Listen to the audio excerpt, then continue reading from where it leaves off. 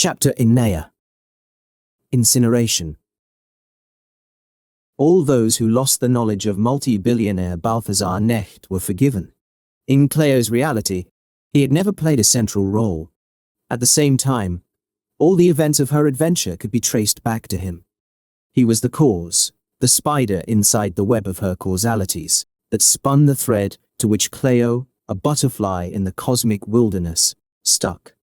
His story wove itself beyond her narrative, but found in turn a climax through hers, which gave rise to the larger context. In his reality, he maintained the facade as no one else could. No one else could so convincingly pretend as if he cared about other people, as if the universe didn't revolve around him, as if not every one of them had to dance to his tune. No, at heart, he knew these things to be true. But he kept up appearances before them. A scoundrel, as he was in books that were not allowed to be named. Those that kept an apocalypse from people. Those who paid scribes to tell people the wrong meaning of apocalypse. Oh, he preferred to watch them burn slowly, and turn it into profit. He might have cared for some of his fellow human beings. About his daughter, for instance, he cared a lot, which could have been due to her being the reincarnation of his great-grandmother. As far as he allowed feelings, or was able to reciprocate them, he loved her. Likewise, it could have been a latent narcissism, since he saw a reflection of himself. He only repressed the features of her mother since the divorce. A half-year ago, his little girl had grown, he noticed. Before that, he hadn't seen her for 8 weeks. Not that his ex-wife was allowed to forbid it. This bloodsucker, this demon, this succubus had seduced him and sucked him dry. He would never give her his firstborn. Knecht demonized his former half, declared her the worse, which corresponded to a partial truth. She might have been insatiable, a glutton, and the divorce had really brought out her gold rush fever. The pivotal moment, however, had happened months before, when their world still seemed in order. She had caught a glimpse into Knecht's secret life, and much less than feelings, he allowed glimpses into his inner sanctum. The matter of her daughter had become personal, not so much out of emotional attachment as that Balthasar Knecht did not let himself be deprived of things. That meant an ounce more to him than nothing. Moments like these evoked that he didn't pay nearly enough attention to his little girl. In moments when he recognized himself in her, he forgot worldly burdens. "What's that, Dad?" she asked with the curiosity of a toddler, just learning to form complete sentences. "More than you'd think, honey," he replied lovingly. "Most of it is ancient coins. Some talismans. The very one you picked out. Only someone with the flair recognizes something like that. Or a connoisseur." Knecht didn't believe in coincidence. Undoubtedly, his great-grandmother's knowledge came out of her.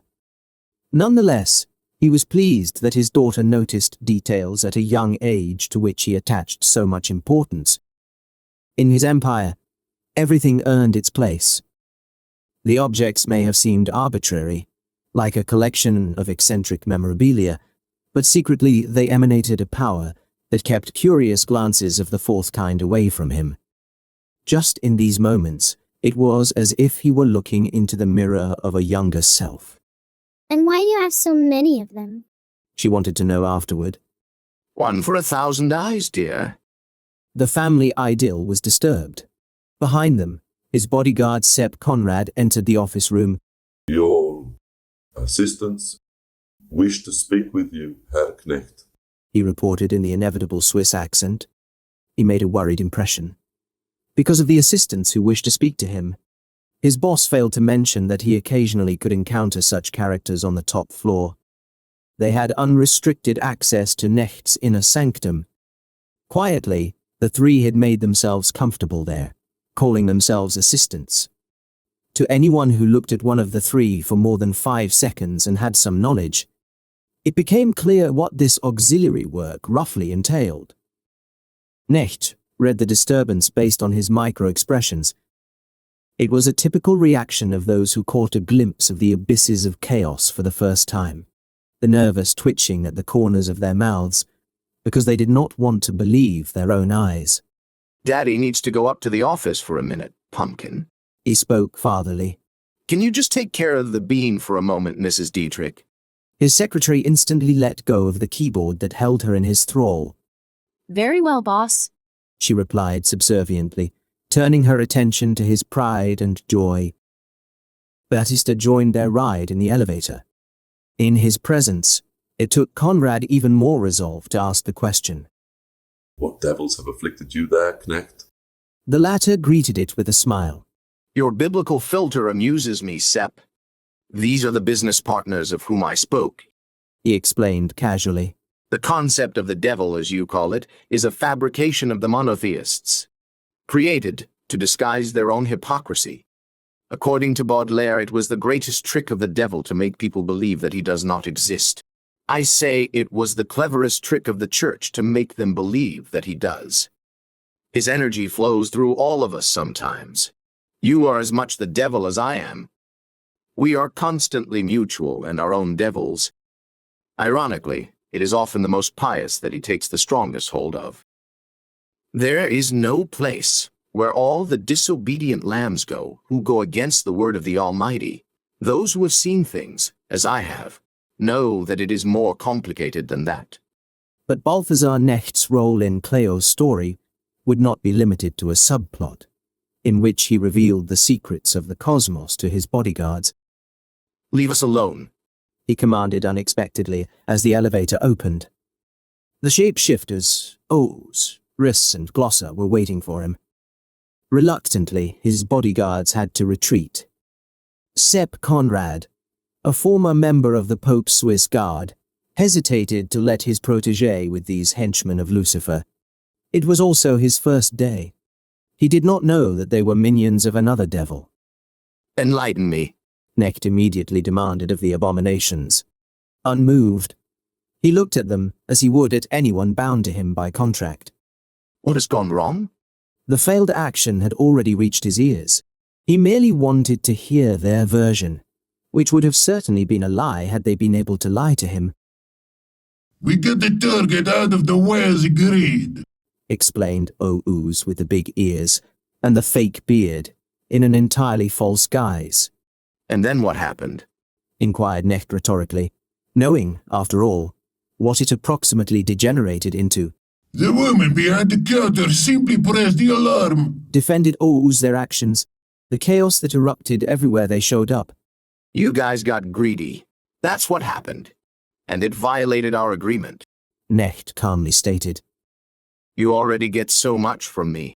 I don't like to see my generosity being exploited. The number of people who could threaten creatures like these in such a convincing way could be counted on two hands. Tell me exactly what happened. Glosser lost control. Riss with the big nose revealed the culprit. He wanted to help himself to that girl. What girl? Inquired Knecht, like a teacher addressing 3 schoolboys kept behind after their mischief. Out of her came a light that hurt my eyes. Then he shot her, and she just slipped away. The boyish summary provided Knecht with some insight, sufficient for the next step. So you're telling me that your failure led to the creation of an anomaly that I must now take care of? Another rhetorical question. The chaotics mutely answered in the affirmative. And you? He snapped his fingers at Glosser. In his absence, the grimace increasingly lost its humanity. Slobbermouth. Can you do me a favor and try a little harder to keep your human composure? I don't constantly want to throw up at the sight of you. And he straightened himself out. We can look for her, Oz offered, wanting to return the favor. You could. Or I'll forgo your humble help and give the task to someone with the appropriate skills. That sounds better, doesn't it? In a stilted brainstorming, he addressed the question to himself. He walked over to his desk and picked up a strange silver bracelet, a spiral shaped like a snake, which he slipped over his left forearm. Unexpectedly, it turned out to be much more than strange fashion jewelry. Like mercury, the metal liquefied and coiled around the arm of its wearer, digging under his skin and drawing blood, while beading like a liquid glove.